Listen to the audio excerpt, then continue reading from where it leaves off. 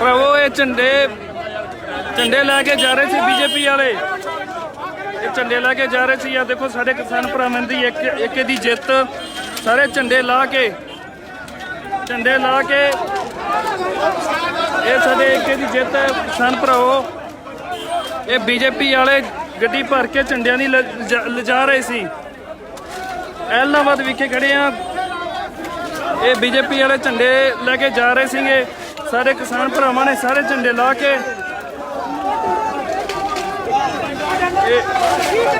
ਇਹ ਸਾਡੇ ਪੁਲਿਸ ਵਾਲੇ ਭਰਾ ਡੰਡੇ ਚੱਕਦੇ ਹੋਏ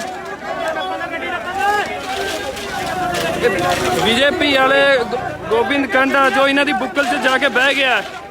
ਇਹ ਗੋਬਿੰਦ ਕਾਂਡਾ ਜੋ ਇਹਨਾਂ ਦੀ ਬੁੱਕਲ 'ਚ ਜਾ ਕੇ ਬਹਿ ਗਿਆ। ਇਹ ਝੰਡਿਆਂ ਦੀ ਗੱਡੀ ਭਰ ਕੇ ਜਾ ਰਿਹਾ ਸੀਗਾ, ਜਿਹਦਾ ਸਾਡੇ ਕਿਸਾਨ ਭਰਾਵਾਂ ਦੁਆਰਾ ਪੂਰਨ ਤੌਰ ਤੇ ਵਿਰੋਧ ਕੀਤਾ ਗਿਆ। ਕਿਉਂਕਿ ਇਹ ਜਿਹੜੀ ਕਾਤਲ ਸਰਕਾਰ ਹੈ, ਇਹਨੇ ਸਾਡੇ ਭਰਾਵਾਂ ਦਾ ਯੂਪੀ ਵਿਖੇ ਕਤਲ ਕੀਤਾ ਹੈ। ਉਹਦੇ ਰੋਸ ਦੇ ਵਿੱਚ ਅੱਜ ਭਾਰੀ ਇਕੱਠ ਹੋਇਆ ਐਲਾਹਾਬਾਦ ਵਿਖੇ। ਬੀਜੇਪੀ ਦਾ ਪੂਰਨ ਤੌਰ ਤੇ ਵਿਰੋਧ ਹੋਇਆ ਹੈ। ਆ ਤੁਸੀਂ ਦੇਖ ਸਕਦੇ ਹੋ ਝੰਡਿਆਂ ਨੂੰ ਗੱਡੀ ਦੇ ਵਿੱਚੋਂ ਲਾ ਲਿੱਤਾ ਗਿਆ ਹੈ। ਇਹ ਸਾਡੇ ਭਰਾਵਾਂ ਨੇ ਝੰਡਿਆਂ ਨੂੰ ਗੱਡੀ 'ਚੋਂ ਲਾ ਲਿਆ ਹੈ। ਇਹਨਾਂ ਦਾ ਪੂਰਨ ਤੌਰ ਤੇ ਵਿਰੋਧ ਹੋ ਰਿਹਾ ਹੈ। ਇਹ ਜਿਹੜੀ ਘਟੀਆ ਸਰਕਾਰ ਹੈ, ਮਾੜੀਆਂ ਚਾਲਾਂ ਚੱਲ ਰਹੀ ਹੈ।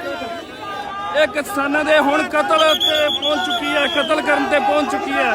ਇਹ ਕਾਤਲ ਸਰਕਾਰ ਦਾ ਅੱਜ ਪੂਰਨ ਤੌਰ ਤੇ ਵਿਰੋਧ ਹੋ ਰਿਹਾ ਭਰਾਵੋ।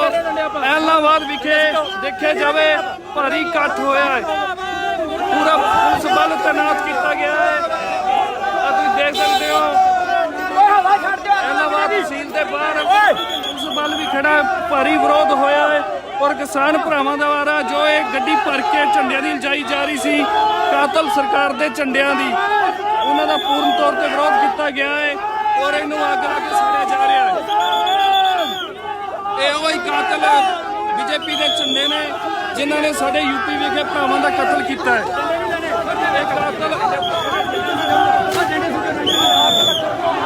ਇਹ ਕਾਤਲ ਸਰਕਾਰ ਜਿਨ੍ਹਾਂ ਨੇ ਯੂਪੀ ਵਿੱਚ ਸਾਡੇ ਕਿਸਾਨ ਭਰਾਵਾਂ ਦਾ ਕਤਲ